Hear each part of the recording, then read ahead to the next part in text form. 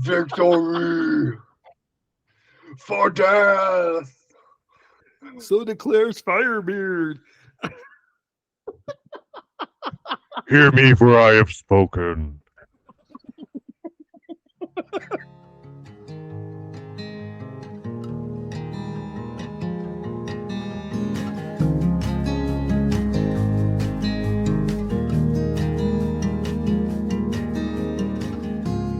Hey everybody, welcome to another episode of Bearded Bible Brothers. I am bearded host Matt, joined by bearded host Josiah, and we are continuing our series going through the Lord's Prayer. But before we jump in, Josiah, how are you this morning?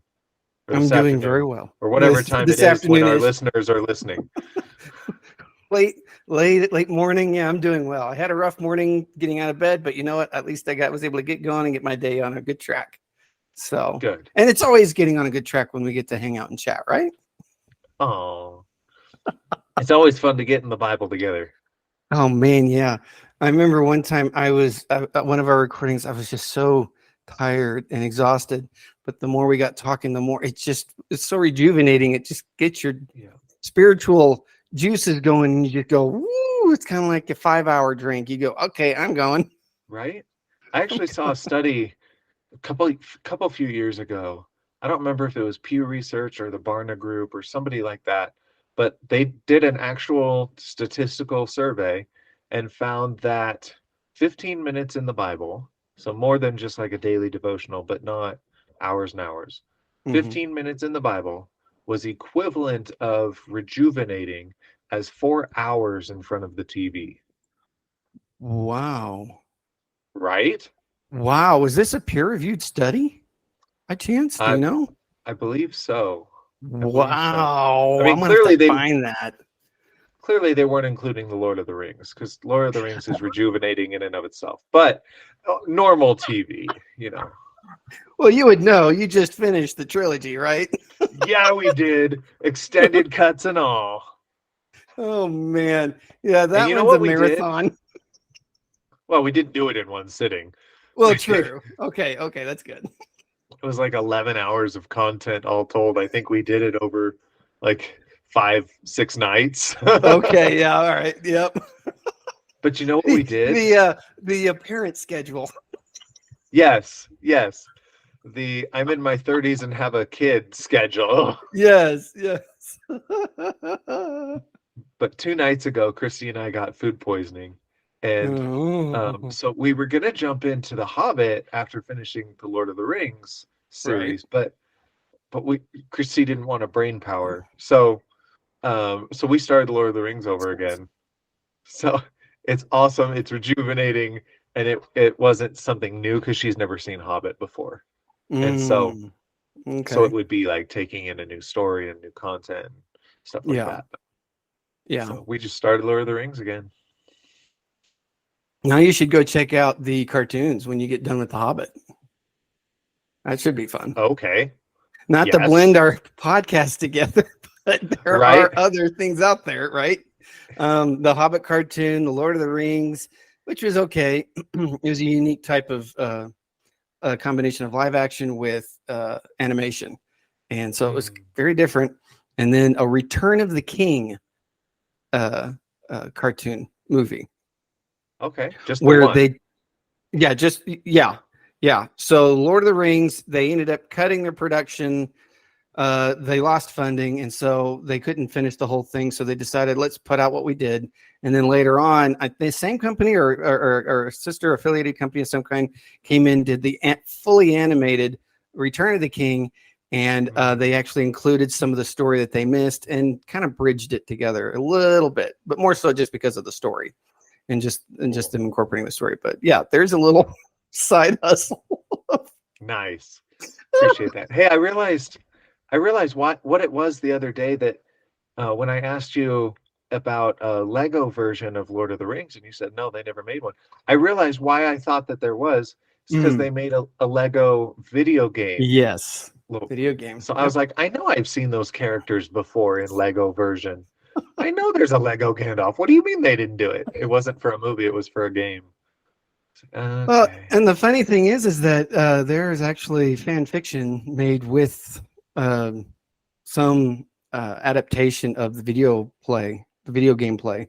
Okay. And you can find probably there's usually stuff like that. So I would imagine, I haven't seen it myself, but I would imagine that there's stuff like that because players from all across the platforms with all different types of games do it. And so I would imagine that there would be the Lego Lord of the Rings, and you could probably find it on YouTube. So Gotcha. you are not for one. Because I was like, I know I've seen the movie or the GIF about legless Lego Legolas. Like, I know that that's a thing. Why is there not a Lego Legolas? How did they take the legs off Lego Legolas to make him legless Lego Legolas and his legless lass? Okay, anyway.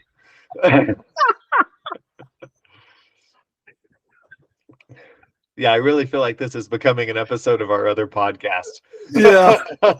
So feel free to tune in, folks, to our Christian fantasy and sci-fi podcast that drops every Wednesday night. Yes. Okay. So now getting back to the Lord's Prayer. Yes, let's be a little bit more spiritual. Turns out we just did a trailer without meaning to.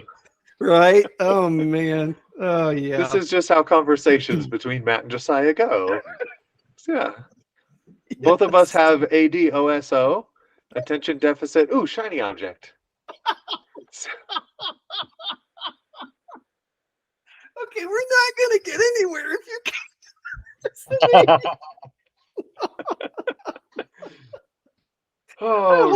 I hope moments like this in a podcast, whoever listens, that just give them a smile, maybe brightens their day a little bit. You know what? Right. I'm having a lousy day. Let's go listen to Josiah cackle at some joke of Matt's. Go take an Epsom salt bath and laugh your head off at Matt and Josiah. There you go. Exactly.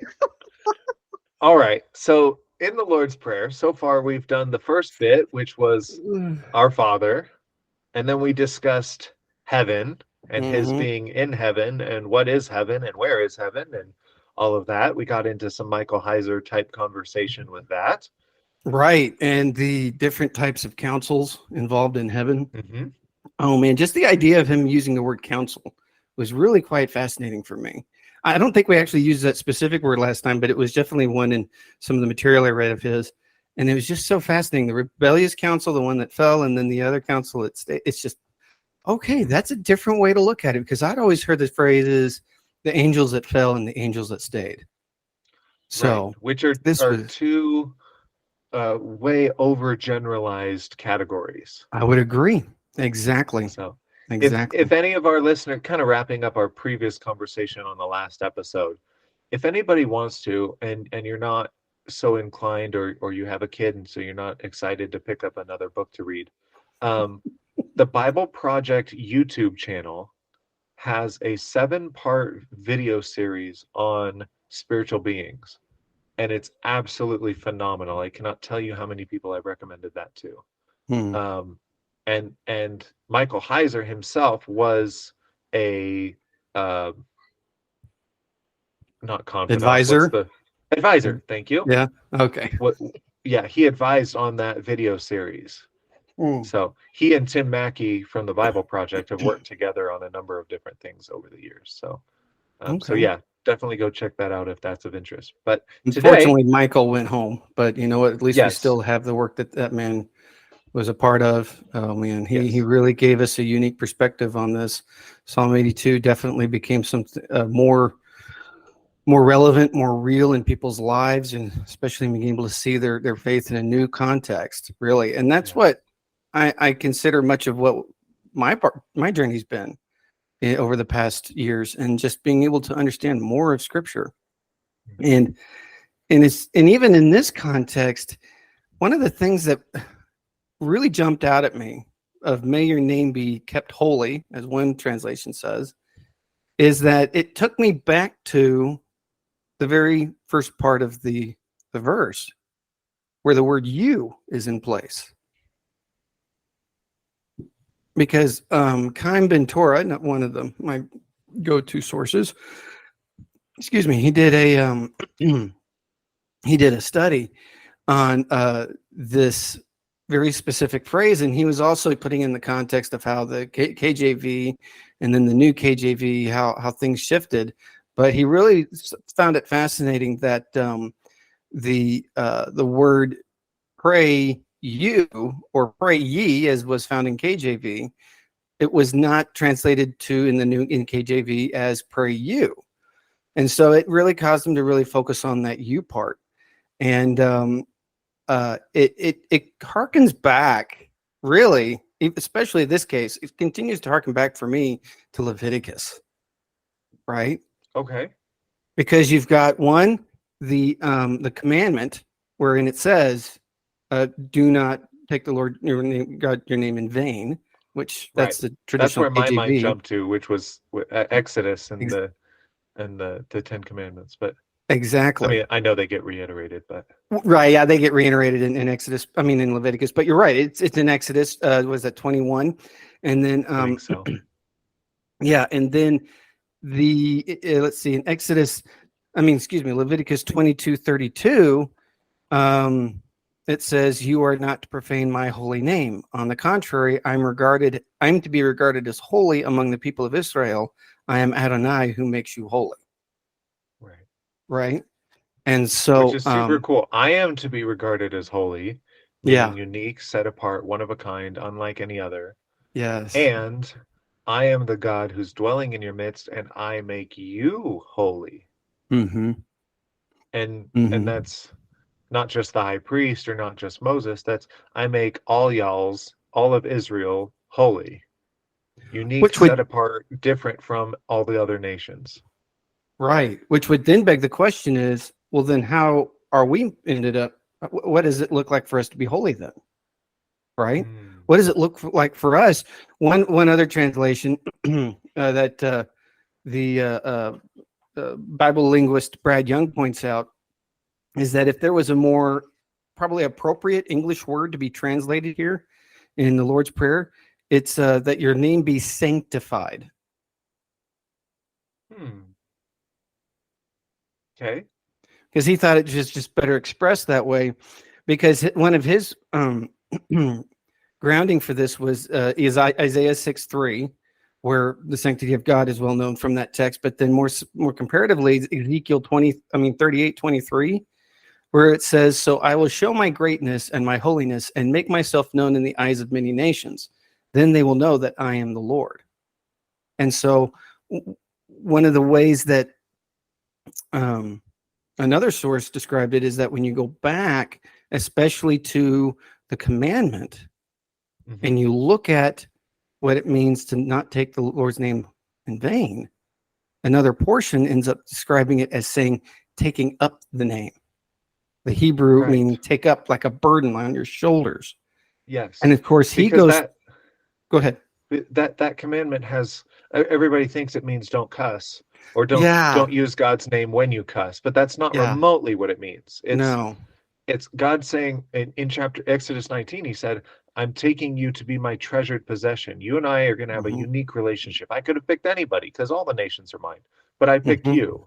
Yep. And so when he gets to the commandments, he's laying out the vows for the wedding that is transpiring throughout the book of Exodus. And he's saying, "You're taking on my name," almost like in modern times, we might say my last name. And so you're taking on my reputation. You are partially responsible for how the rest of the world will view me. Don't take that lightly. Right. Which is why it takes me back to this plural you, in the sense that it's looking together again at the congregation of Israel. Right. Right. And so within this concept of the congregation of Israel, you see a concept of fellowship that's necessary in order for God's name to be sanctified in a holy way that's indicative of exactly who God is, rather than their own perception of it. And as a result, could end up tainting the name, which that establishes that balance, right, that you see both within the commandment, but also within, say, Leviticus 22:32. And I think this is what Jesus is really pointing out here. May your name be kept holy. May those who are praying this prayer continue to behave and act in a way that's bringing them together as a congregation, so that when they go out into the world, they carry your name in a way that makes him holy, that continues to, quote, set him apart from the rest of the world. Right. right? I don't Because know that's that I what God's love. continuing to emphasize. Yeah, absolutely. I don't know that I love the idea of potentially replacing the word holy with sanctified. But those definitely go hand in hand. Um, Oh, yeah. No, in exactly. Brad Young's thing. Yeah, But yeah, yeah, yeah, yeah. Yeah, I just I just thought, want to what, riff on this is that for a interesting the way sec. you want to rip on that? Okay. No, riff on, not rip. I Oh, don't want to rip. rip it apart. No, because those two go very, very well together, but there is Uh-huh. nuance to it because sanctify is basically treat it as extremely valuable. And Hmm. so, and holy is set apart, unlike others. And those obviously go together. We place high value monetarily on things that are rare, like gold, silver, platinum, diamonds, etc. Hmm. Hmm. Yeah. And so, and even time to a degree, time is money and all that. Time is very, very valuable. And so we place high financial value on something that is rare. Let's just stick with diamonds for the example. And the more unique or set apart from all the other rocks on the planet, the more rare something is, the more valuable it is. Hmm. So the more holy it is, the more valuable it is. So if God Right. is completely 100% holy, absolutely unlike anything else anywhere, that means he has infinite value. That means he Hmm. is to be sanctified above all else Hmm. because he is to be valued above all else. So the two go together, but I think what Yeshua is specifically saying in this prayer is let your name be recognized as set apart ab- Hmm. above any other name. Part of Hmm. that is treating it with infinite value. But in order to treat it with infinite value, you have to see it as rare to begin with. Exactly, which I think you just, I mean, the way you presented that, I mean, it really kind of brings it both together in that way. It can be two sides of the same coin in some ways. Right. So in this case, one of the sources he actually quotes from is Rabbi Ezekiel's blessing in the Jerusalem Okay. Talmud. When the Uh-huh. much needed rains come, he would bless the Lord, saying, "May your name be magnified, sanctified, and exalted." Hmm. And not only him, but even other sources have even looked at the Kaddish of the rabbis, Hmm. which in the first line of the Kaddish of rabbis is "May God's great name be exalted and hallowed throughout the created world, as is God's wish."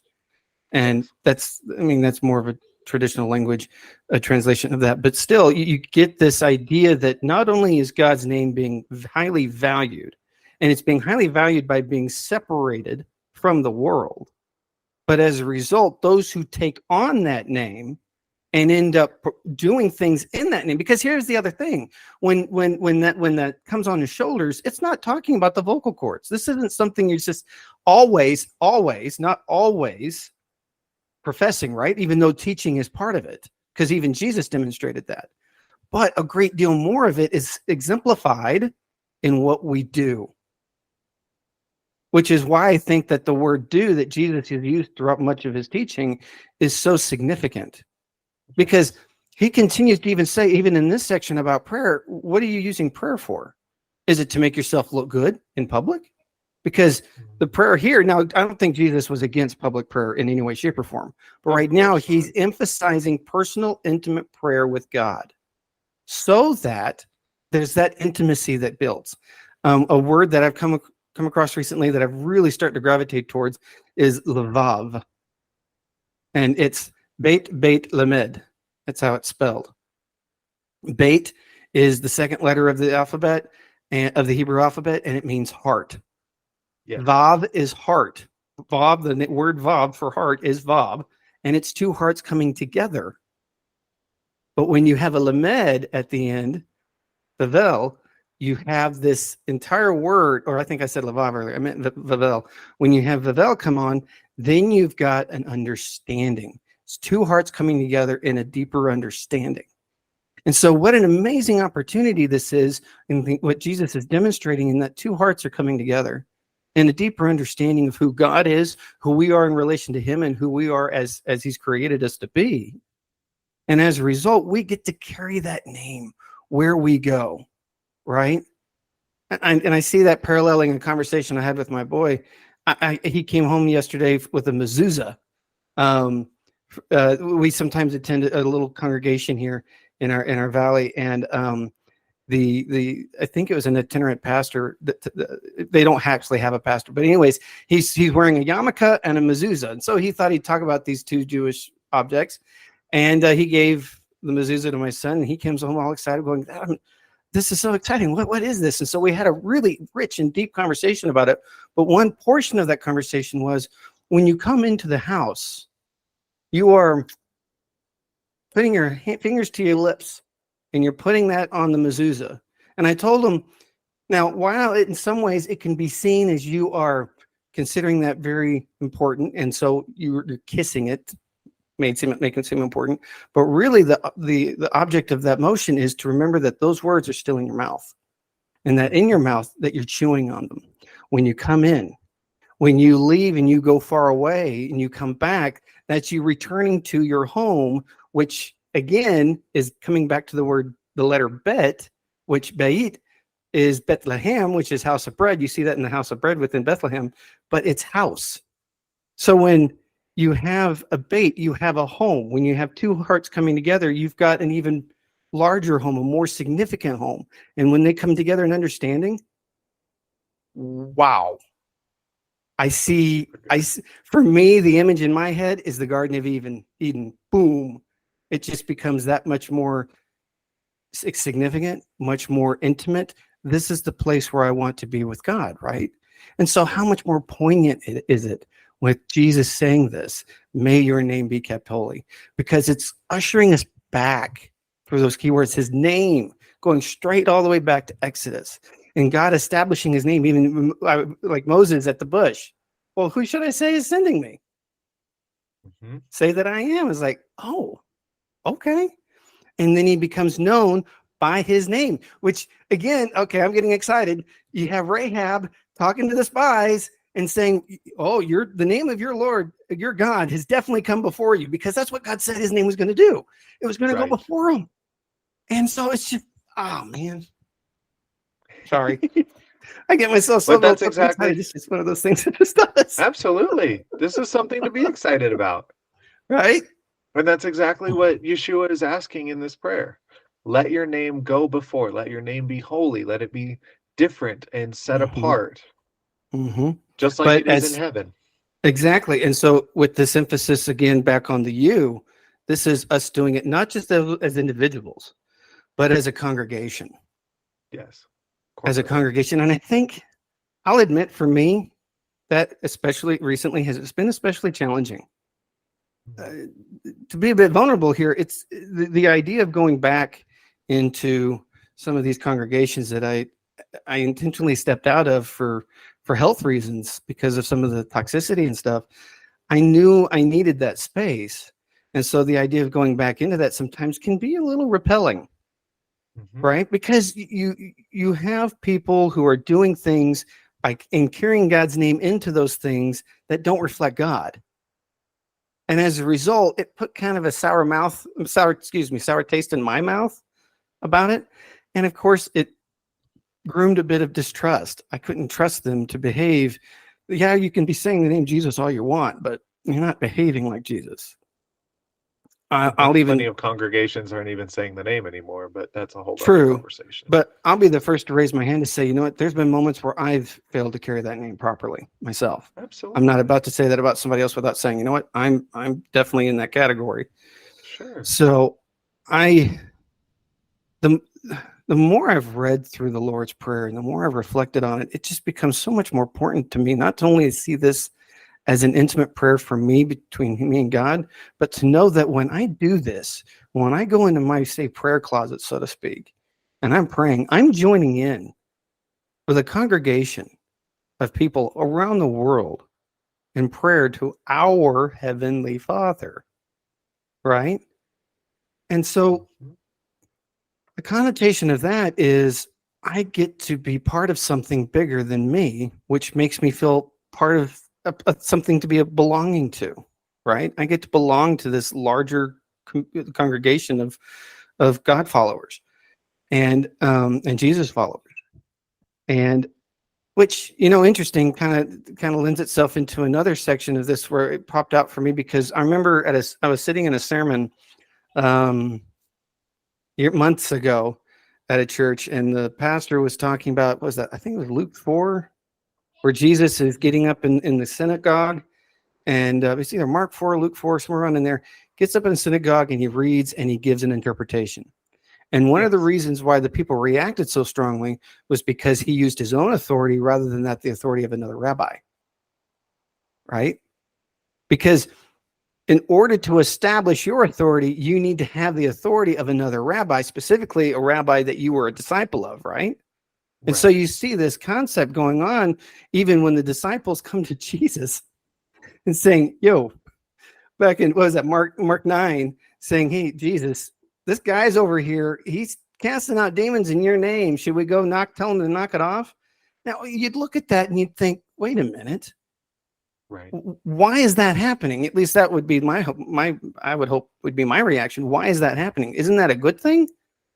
But we have to understand that during that time period, if you were going to say you were carrying someone's name, you must be their disciple. And so as a result, you need to be with them because you're becoming like them. We talked about that before, right? So and that goes into Jesus' response to the disciples immediately after that. He says, no, don't go stop him, because someone who's doing acts like that in my name cannot quickly then turn around and curse me. Exactly. Because he already, for whatever reason, however it came about, this guy knows me, not just knows about me, but this guy knows me enough to take my name and go put it to work, go put it to use. He somehow has intimacy with me enough that this is happening. Don't stop him. Right. And even then we have that, we hear in there the same correlation of curse and name. Right. And you see that even more in spades in the context of this is something that's the significance of a name, the value of a name is being placed there by the actions, significantly by the actions. It's attributed its value by a person's actions. And so I think that goes back to the question I've asked before. What are you doing and why are you doing it? But let's add to that. Is it bringing holiness to the name of God? And if Philippians 2:9 is any indicator, is it bringing holiness even to the name of Jesus? Because Jesus was given the name that it was above all names. Right. And at the name of Jesus, every knee should bow in heaven, on earth, and under the earth. Every tongue confess Jesus is Lord. Which is why I heard a story recently. Jonathan Miles. You ever heard of that name? I don't think so. I'd never heard of this guy before, but I came across this story. He apparently has this ministry in the Middle East. And the story is that he goes into Gaza and he's confronted by a Hamas terrorist, questioning going. Obviously not recently. No. I don't know how dated this story is, but from what I understand, it's legitimate. But and if someone wants to prove me wrong, that's fine. I could be proven wrong, but this is what I understood the story to be. Sure. Was that he walked into Gaza and the Hamas terrorist approached him and says, "What do you think you're doing here?" And the Jonathan looked at him and says, "I'm here looking for a young boy, an infant boy who needs medical care, and I'm trying to get him to a hospital." And apparently for Jonathan, at least the perception was that the Hamas guy, just his intentions kind of dropped. His anticipation of going, I'm about to get, and he's like, oh, okay. So the guy ended up helping Jonathan find this little boy. And as the story goes, these two, they actually connected. And over time, the Hamas guy kept talking with Jonathan and connecting with him in ways. And he said, your actions to come into Gaza to help a Palestinian boy told me something very different about you. Whose name do you come in? And Jonathan said, Yeshua. It's like, wow. Yeah. There is the You want an interpretation. You want a story to emphasize the story of the Good Samaritan. There it is. Right. This is the concept of hostilities that has been taking place in that part of the world for centuries. And so for us to be loving our neighbor as we love ourselves, that neighbor we may want that neighbor to be my good friend right next door, but it also entails it's the guy down the street who keeps yelling at me when I drive by with my loud truck or whatever. This isn't me, but I'm just hypothesizing here. You don't even own a truck, but whatever. No, I don't. But you know, I just love that that's where your brain jumped to, my loud truck. Are you the guy shaking your fist at the guy with the loud truck? Is that where that came from? You know, not as much. I used to have a truck years ago, but it was an old Toyota Tundra, so it wasn't very loud. Sure. But it's just one of those pictures you get. You go, yeah, okay, I can, relate to that. Sure. Especially when you live on a quiet road like we do. But anyways, yes. But yeah, this is just.